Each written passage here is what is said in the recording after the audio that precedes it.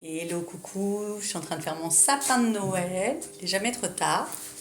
Alors, j'ai envie de vous partager, tout à l'heure, je vous ai fait une vidéo pour vous parler du mérite et du rapport entre le mérite et l'abondance et la manifestation.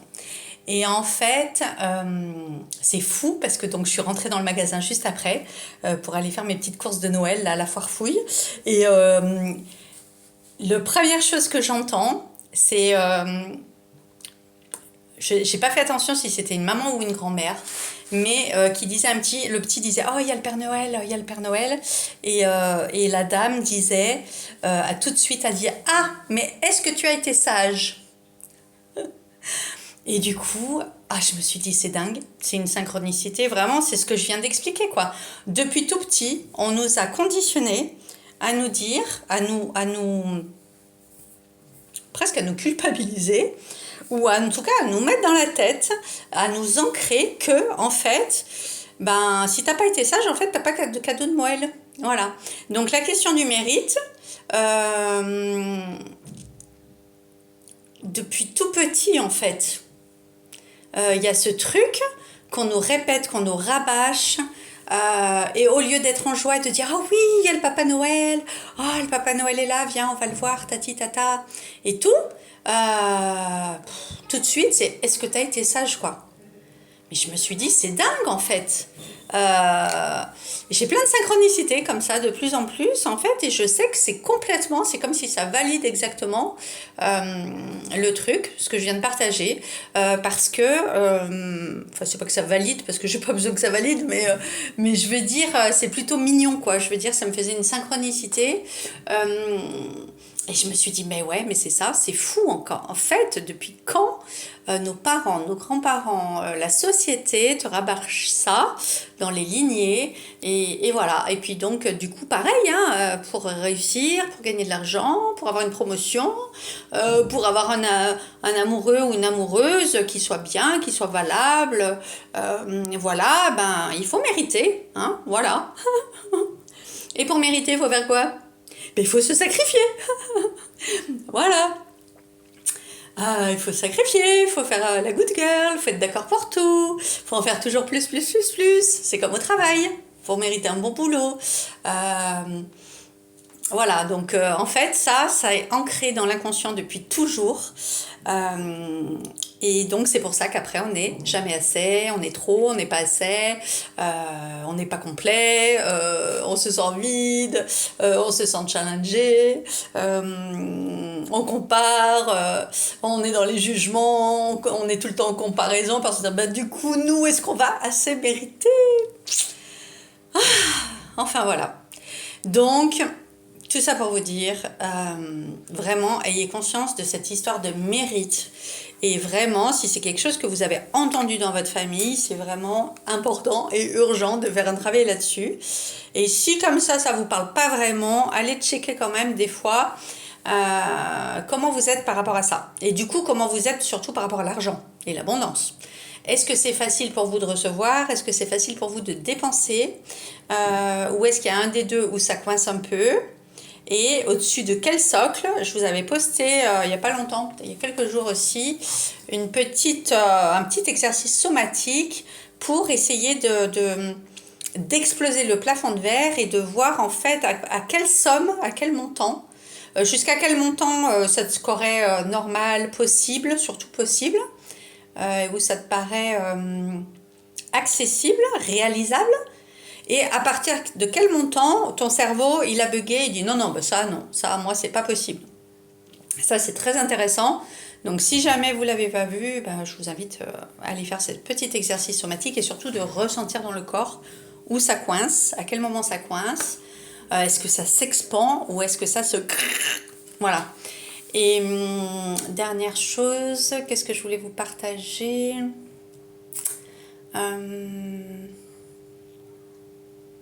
Ben, je sais plus. Voilà. Bon, en tout cas, l'exercice somatique, c'est super important parce que, en fait, l'argent, ça parle de tout le reste, de toutes les autres abondances. Hein, voilà. Donc, si au-dessus d'une certaine somme, pour nous, c'est impossible. Ah oui, ce que je voulais dire, c'est que moi, pendant très longtemps dans ma vie, enfin presque toujours en fait. Mais je n'en avais pas du tout conscience. En fait, pour moi, c'était impossible que je puisse avoir un super métier, un super salaire, parce que j'ai pas fait vraiment d'études approfondies. Hein, j'ai fait juste un BTS commercial et tout, ce qui est déjà vraiment pas si mal. Mais bon, je l'ai fait un peu très moyenne, voilà, dans la moyenne, mais rien d'extraordinaire. Moi, j'étais pas la good girl par contre à l'école, et je pense maintenant que j'ai compris que ça y a vraiment un lien avec mon cerveau un peu neuroa, hypersensible et surtout un peu neuroa. J'étais pas du tout faite pour cette école comme ça, mais bon, peu importe, ça m'intéressait pas du tout. Mais donc pendant longtemps, après, j'ai eu un ex-mari qui avait fait un bac+5, j'ai eu des copains ou après, ou des relations, ou des exemples dans mon travail ou autre. Qui avaient fait des grandes études, même des copines, qui avaient fait des grandes études, qui ont accédé tout de suite à un peu des hauts salaires, etc. Et pour moi, dans ma tête, mais c'était inconscient, je ne m'en rendais pas compte pendant longtemps. En fait, j'ai pensé que j'étais pas assez intelligente. Enfin, c'était pas pour moi, en tout cas. C'est pas que je le verbalisais comme ça, comme quoi j'étais pas assez intelligente. C'est que bah non, c'est pas pour moi. C'est réservé pour d'autres. À l'époque, je pense que j'aurais vraiment aimé faire une école d'architecture ou d'intérieur surtout, parce que tout ce qui est DPLG, construction d'immeubles, tout ça, ça m'intéresse pas trop. Mais à l'époque, il n'existait que ça. Et je crois que c'était plus de 5 ans ou 6 ans d'études. Et ça, j'en ai pas eu le courage. Je me voyais pas du tout faire des études longues comme ça. Et certainement, je ne m'en sentais pas les capacités. Mais sinon, c'est vraiment ce que j'aurais aimé faire. Et c'est pour ça que du coup, j'ai repris des études il n'y a pas longtemps dans l'architecture d'intérieur. Plus humaniste, comme on va dire, hein, en relationnel avec le bien-être en soi et chez soi. Mais pendant longtemps, ah ben non, c'était impossible que moi, je gagne peut-être plus que mes parents en fait. Je pouvais pas, c'était impossible que je dépasse mes parents. Et mes parents, ils avaient un salaire normal, hein, voilà, même si mon père était à Air France, voilà, qu'il a été expat, bon, il a fait toute sa vie, après il avait un 13e mois, il avait des primes à côté, des trucs, machin, des avantages, mais pas non plus extraordinaire, aucun entrepreneur dans ma famille. Et à part quand on remonte à 4 générations, où là j'avais des arrière-grands-parents, oui, qui étaient à l'époque, voilà. Mais bon, comme il y a eu des soucis entre-temps, il y a eu des grosses loyautés par rapport à ça. Mais beaucoup de pertes d'argent, beaucoup de pertes de situation, beaucoup de pertes de logement, beaucoup de dettes, beaucoup de pertes dans cette famille, des deux côtés d'ailleurs. Donc tout ça pour vous dire que c'est important d'aller voir où est notre plafond de verre. Quelle somme, raisonnablement, il ne s'agit pas d'être perché ou de fabuler ou quoi, hein. C'est vraiment sérieusement quelle somme on pense raisonnablement aujourd'hui que l'on peut gagner, que l'on peut être embauché ou qu'on peut s'embaucher soi-même, combien on peut gagner. Et ensuite, combien, si on rajoute plus, est-ce que c'est faisable? Et c'est là qu'on se rend compte. Et pourquoi, en fait, c'est pas faisable? Pourquoi? Quelle est la raison? Et c'est là, c'est intéressant d'aller trouver la cause.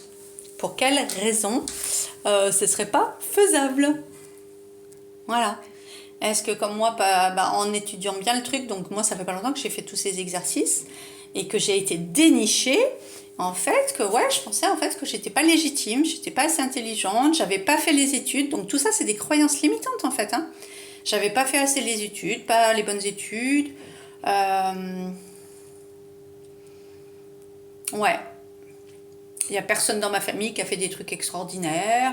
Et du coup, comme j'avais pas du tout confiance en moi, surtout au niveau de l'estime de moi, que j'ai jamais été encouragée quand j'étais petite, que mes parents m'ont jamais dit qu'ils étaient fiers de moi, vu que j'étais très moyenne à l'école, même des fois j'étais en C quand j'étais petite, dans le primaire. J'ai eu un père hyper absent et tout ça, et ça je vous en parle dans l'énergie yang, hein, je vous ai parlé du 4 il n'y a pas longtemps, des fondations de cette structure et tout ça, et ça correspond à l'énergie masculine, au yang, et quand on n'a pas eu un père encourageant, soutenant, qui dit à sa fille je suis fière de toi, même si tu as fait moyen, c'est pas grave, tu t'amélioreras, ça va s'arranger, se développer quand tu sauras plus ce que tu veux faire, et tati, tata. Enfin, encourager, quoi. Les encouragements d'un père, mais c'est incroyable. comme ça peut manquer. Et d'avoir des parents aussi qui nous ont dit qu'ils étaient fiers de nous. Et ça peut être une cause du fait qu'on n'a pas confiance en nous ou qu'on n'a pas d'estime de nous. Et même si la maman est là et même si la maman compense, hein, parce que du coup c'est pas du tout la même énergie, c'est pas le rôle de la maman, hein. Alors bien sûr si la maman elle est là et qu'elle dit qu'elle est fière de nous et tout, bah là tant mieux, c'est super, encore mieux. Mais en plus nous on a eu une maman super surprotectrice, ce qui est bien aussi, hein. Bien sûr, c'est mieux d'avoir une maman surprotectrice dans le sens que maltraitante. Mais par contre, niveau capacité, autonomie, indépendance et confiance, entre les deux, c'est pas vraiment ça, quoi. Voilà. Donc, une maman ne compense jamais un papa. Et comme un papa ne compense pas une maman non plus. C'est pas du tout les mêmes énergies. On a besoin des deux pour se construire. L'enfant a besoin des deux, du yin et du yang. Et c'est pas parce qu'une maman va faire double qu'elle va remplacer le papa, et inversement. Voilà, donc chaque polarité est super importante parce que ces deux polarités, on a à les construire en nous. Hein. C'est le fameux 1 plus 2 égale 3, pour que ce petit enfant intérieur arrive à se reconnaître, à s'estimer, à se déployer, être heureux, être en joie, etc. Donc tout ça pour vous dire que ces croyances limitantes, il est urgent d'aller les dégommer. Ces histoires aussi de mérite. Et ces histoires aussi que, par exemple, on pense qu'on ne peut pas réussir si on n'a pas fait des grandes études ou si on n'a pas fait tel cursus, que ce ne sera pas possible pour nous parce qu'en statistique, on embauche ceux qui, parce qu'en statistique, ta. Oui, peut-être, il y a des statistiques, ok. Mais en fait, c'est surtout que si on y croit, eh ben on en croit ça. Et si on se dit, ouais, ok, les statistiques sont comme ça, mais peut-être que pour moi, ce sera autrement.